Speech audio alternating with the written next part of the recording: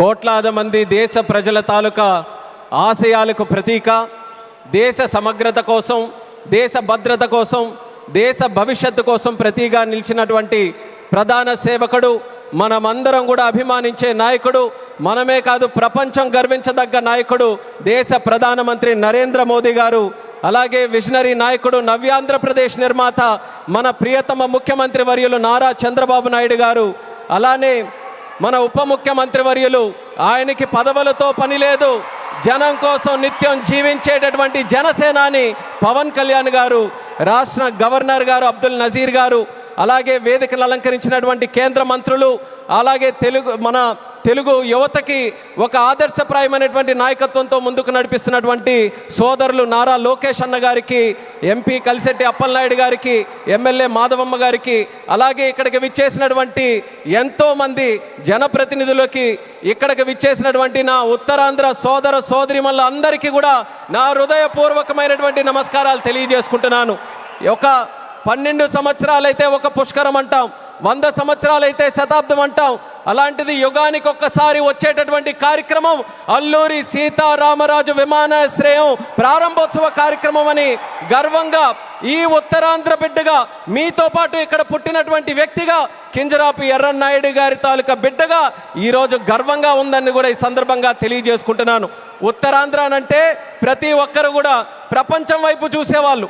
మనకి పని కావాలన్నా, మనకి ఏ అవకాశం కావాలన్నా, మనకి పొట్ట గడవాలన్నా, ఏ కార్యక్రమం చేయాలన్నా సరే ఉత్తరాంధ్ర అంతా కూడా ప్రపంచం వైపు చూసేది. కానీ ఈరోజు మన భోగాపురం ఎయిర్పోర్ట్ చూసిన తర్వాత ప్రపంచం ఉత్తరాంధ్ర వైపు చూస్తుందన్నది గర్వంగా మన అందరం కూడా తెలియజేసుకోవాలి. అవకాశాల నిధిగా భోగాపురం విమానాశ్రయం మన ప్రధానమంత్రి గారి చేతుల మీదుగా ఈరోజు ప్రారంభోత్సవం కానుంది.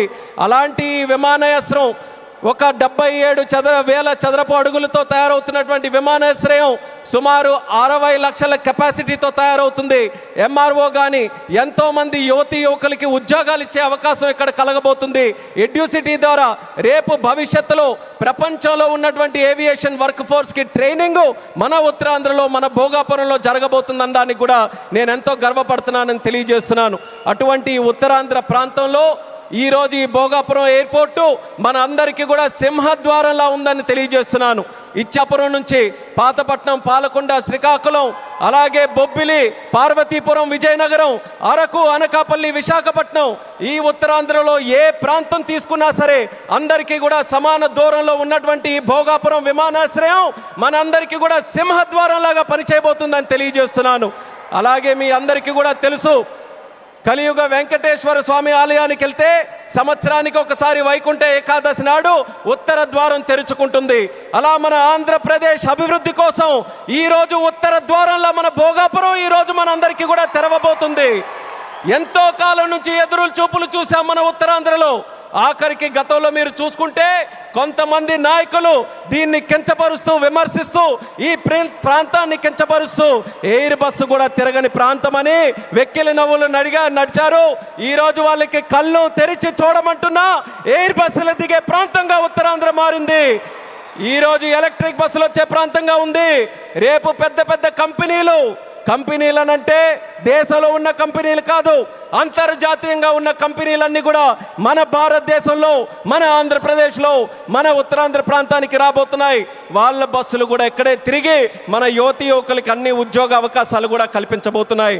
ఇలాంటి పవిత్రమైనటువంటి భూమి మన ప్రాంతంలో తీసుకుంటే ఒక పక్కన ఆధ్యాత్మిక ఆలయాలు శ్రీకూర్మం, శ్రీముఖలింగం, అరసవెల్లి, సింహాచలం, అలాగే రామతీర్థాలు, పైడితల్లి అమ్మవారు, ఇలా ఎన్నో పవిత్రమైనటువంటి దేవాలయాలు ఇక్కడ ఉన్నాయి. మరొక పక్కన పర్యాటక రంగం, కొండలు, సముద్రం, అలాగే దానితో పాటు ఈరోజు ఉత్తరాంధ్ర దిశని మార్చే విధంగా చంద్రబాబు నాయుడు గారి తాలూకా నాయకత్వంలో గూగుల్ లాంటి సంస్థ ఇక్కడికి వస్తుంది. ఆర్సిలార్ మెటల్ స్టీల్ ప్లాంట్ వచ్చింది, రైల్వే జోన్ మనకు వచ్చింది, మూలపేట పోర్టు మనకు వచ్చింది. ఇలా లెక్క పెట్టుకుంటూ వెళ్తే ఏ ప్రాంతంలో జరగనటువంటి అభివృద్ధి ఈరోజు మన ఉత్తరాంధ్ర ప్రాంతంలో జరుగుతుందనేది యువకులందరికీ కూడా నేను గుర్తు చేస్తున్నాను. ఇక చేయాల్సింది మనం ఒక్కటే, మనకి రెండు విజన్లు ఉన్నాయి. స్వర్ణాంధ్ర విజన్ బై చంద్రబాబు నాయుడు గారు, వికసిత్ భారత్ విజన్ బై నరేంద్ర మోదీ గారు. మన యువతందరం కూడా కలిసి ఆ రెండు విజన్లు రెండు కళ్ళులాగా మనం అందరం కూడా ముందుకు నడిచి అత్యంత సుందరమైనటువంటి శక్తివంతమైనటువంటి భారతదేశం తయారవడానికి ఈ రెండు విజన్లు కూడా మనం స్వీకరిస్తూ ఇక్కడ ఉన్నటువంటి యువకులందరూ కూడా ముందుకు రావాలని మరొక్కసారి వాళ్ళందరికీ కూడా పిలుపునిస్తున్నాను. ఒక ఎయిర్పోర్ట్ ఎక్కడైనా నిర్మించామనంటే, నేను కేంద్ర మంత్రిగా అయిన తర్వాత ప్రధానమంత్రి గారి చేతుల మీదుగా సుమారు 16 ప్రాజెక్టులు ఇక్కడ ప్రారంభించాం భారతదేశంలో. కానీ ఏ ఎయిర్పోర్ట్ ప్రాజెక్టు కూడా ఇంత ఘనంగా 2-3 లక్షల మంది ప్రజల తాలూకా ఆశీర్వాదం మధ్యలో, ఇది ఏదో ఒక రాష్ట్ర పండుగ అంటున్నారు. ఇది కేవలం రాష్ట్ర పండుగ కాదు, ఉత్తరాంధ్రలో ఉన్నటువంటి ప్రతి ఇంటి పండుగ ఈరోజు ఈ విమానాశ్రయ ప్రారంభోత్సవ కార్యక్రమం, అందరి గుండెల్లో ఉన్నటువంటి కార్యక్రమం. అటువంటి కార్యక్రమానికి మనం నిజమైన అర్థం ఈరోజు సాకారం చేశాం. అర్థమనంటే భవ్యమైనటువంటి ఒక బిల్డింగ్ కట్టడమే కాదు, దానికి చరిత్ర గుర్తుండిపోయేలా మన్యం వీరుడు అల్లూరి సీతారామరాజు గారి పేరు పెట్టడం, ఇది ఒక చరిత్ర అనేది కూడా తెలియజేసుకుంటున్నాను. అడవుల్లో ఎక్కడో వినేటటువంటి పేరు, అడవుల్లో వినేవాళ్ళం అల్లూరి సీతారామరాజు అని. అలాంటి ఆ పేరుని ప్రపంచం మొత్తం మారుమోగుతుంది. అమెరికా వెళ్ళినా, ఆస్ట్రేలియా వెళ్ళినా ఎక్కడికి వెళ్తున్నారనంటే అల్లూరి సీతారామరాజు గారి తాలూకా గడ్డ విమానాశ్రయానికి మేము వెళ్తున్నామని మన యాత్రికులందరూ కూడా గర్వంగా చెప్పుకునే స్థాయిలో ఈరోజు ఆ పేరును కూడా మన నరేంద్ర మోదీ గారి తాలూకా అధ్యక్షన కేంద్ర ప్రభుత్వం అంగీకరించి ఈరోజు పెట్టింది. ఇంత ఫోకస్ మన ఉత్తరాంధ్రలో పెట్టిన తర్వాత మీ అందరికీ కూడా ఒక్కటే తెలియజేస్తున్నాను, ఇంకా మనం ఎక్కడ కూడా ఆగకుండా ఉత్తరాంధ్రకి కళలకి రెక్కలు వచ్చే విధంగా మనమందరం కూడా ముందుకు వచ్చి ఈ అవకాశాలన్నీ ఎవరి కోసం?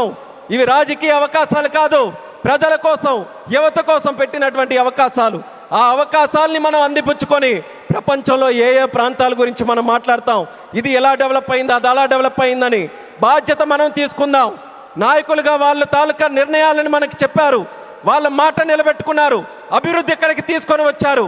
ఇక పని చేయాల్సింది మనం ఆత్మవిశ్వాసంతో ముందుకు వెళ్ళి ఈరోజు వచ్చినటువంటి అవకాశాలని సద్వినియోగం చేసుకొని ఉత్తరాంధ్రని ఉత్తమాంధ్రగా తయారు చేద్దామని ఇక్కడ ఉన్నటువంటి యువకులందరికీ కూడా పిలుపునిస్తున్నాను. అలాగే మన आदरणीय माननीय प्रधानमंत्री जी, आपको फिर से मैं भोगापुरम और उत्तरांध्र प्रांत को क्षेत्र को स्वागत करता हूं। मैं इतना इमोशनल हूं आज क्योंकि मैं भी इसी प्रांत से आता हूं। काफ़ी समय से हम सुनते आ रहे, मेरे बचपन से सुनते आ रहे, यहाँ कोई किसी के लिए अवसर नहीं है। उत्तरांध्र से लोग बाहर जाते रहते हैं काम के लिए, पर आपने वादा निभाया। आपके मार्गदर्शन में, हमारे चंद्रबाबू जी के मार्गदर्शन में यहाँ पे जो इम्पॉसिबल लगता था वो आज पॉसिबल करके दिखाया। एक गेटवे जैसा विमानाश्रय आज हमने बनाया, हवाई अड्डा बनाया, और उसके साथ ही गूगल जैसे बड़े बड़े जो ग्लोबल इंस्टीट्यूशन है वो सब भी आज विशाखापट्टनम हमारे उत्तरांध्र में आ रहे हैं। ये हमारे सब के लिए, हमारी जो ताकत है यहाँ युवाओं के लिए, ये बहुत बड़े सौभाग्य की बात है। आपने अपना वादा निभाया और मैं इस मंच से आपको वादा देता हूँ, हमारे उत्तरांध्र के युवा से वादा देता हूँ कि आपका जो विजन है विकसित भारत 2047 का विजन में उत्तरांध्र का हर युवा व्यक्ति आपके साथ खड़ा रहेगा, आपके साथ काम करेगा। एक सशक्त समृद्ध भारत बनाने के लिए आपके साथ हर कदम में यहाँ के सारे युवाएं आपके साथ चलने के लिए तैयार हैं। ये इस क्षेत्र का आपके साथ हमारा वादा है और ये वादा निभा कर रखेंगे। आपको, हमारे आदरणीय चंद्रबाबू नायडू जी को, मंच पर बैठे सभी को दिल से मैं स्वागत करता हूँ, ధన్యవాద్ भी करता हूँ। और आपके यहाँ వచ్చినటువంటి ప్రజలందరికీ కూడా మరొక్కసారి నా హృదయపూర్వకమైనటువంటి ధన్యవాదాలు తెలియజేసుకుంటూ ఇది ఒకే ఒక్క మాట చెప్పి నేను ముగిస్తాను. భోగాపురం ఎయిర్పోర్ట్ ఈరోజు మనందరికీ కూడా చాలా గర్వంగా ఉంది, కానీ చరిత్రలో ఎప్పుడు కూడా నిలిచిపోయి ఉండాలి, గుర్తు కూడా పెట్టుకోవాలి. ఈ భోగాపురం విత్తనం వేసింది ఒకే ఒక్క నాయకుడు, నారా చంద్రబాబు నాయుడు గారని మళ్ళీ మళ్ళీ గుర్తు చేస్తున్నాను. 2014లో విభజించిన ఆంధ్రప్రదేశ్కి ఆయన ముఖ్యమంత్రి అయితే ఆయన ఈ ఉత్తరాంధ్ర ప్రాంతానికి గ్రోత్ ఇంజన్గా తయారు చేయాలనంటే ఇక్కడ విమానాశ్రయం పెట్టాలని మొట్టమొదటిగా ఆయన ఇచ్చేస్తే ఆ రోజు ఉత్తరాంధ్ర బిడ్డగా కేంద్ర మంత్రిగా అశోక్ గజపతిరాజు గారు ఉన్నారు, ప్రధానమంత్రిగా నరేంద్ర మోదీ గారే ఉన్నారు. ఆ రోజు ప్రారంభించాం. మళ్ళీ యాదృచ్ఛికమో దైవ నిర్ణయమో ప్రజా సంకల్పమో మళ్ళీ చంద్రబాబు నాయుడు గారు ముఖ్యమంత్రిగా ఉన్నప్పుడు నరేంద్ర మోదీ గారి చేతుల మీదుగా ప్రధానమంత్రిగా ఉంటూ మళ్ళీ ఉత్తరాంధ్ర బిడ్డగా ఈ రామ్మోహన్ నాయుడు కేంద్ర మంత్రిగా ఉన్నప్పుడు ఇది జరిగిందనంటే ప్రజల తాలూకా విశ్వాసం ఈ కూటమి ప్రభుత్వం మీద ఎంత బలంగా ఉందో ఈ విమానాశ్రయం దానికి ప్రతీక అనేది మళ్ళీ తెలియజేసుకుంటూ ఈ అవకాశం కల్పించిన ప్రతి ఒక్కరికి మరొక్కసారి నా తండ్రి గారు మరి స్వర్గీయ కింజరాపు ఎర్రనాయుడు గారికి కూడా ఈ వేదిక ద్వారా నమస్కరించుకుంటూ పెద్దలందరికీ కూడా నా తాలూకా ధన్యవాదాలు తెలియజేస్తూ ఇంత చక్కనైనటువంటి కార్యక్రమం ఏర్పాటు చేయడానికి దింసా నృత్యం చేసినటువంటి వాళ్ళకి అందరికీ కూడా మరొకసారి నా హృదయపూర్వక ధన్యవాదాలు తెలియజేస్తూ సెలవు తీసుకుంటున్నాను. జై హింద్, జై భారత్, జై ఉత్తరాంధ్ర.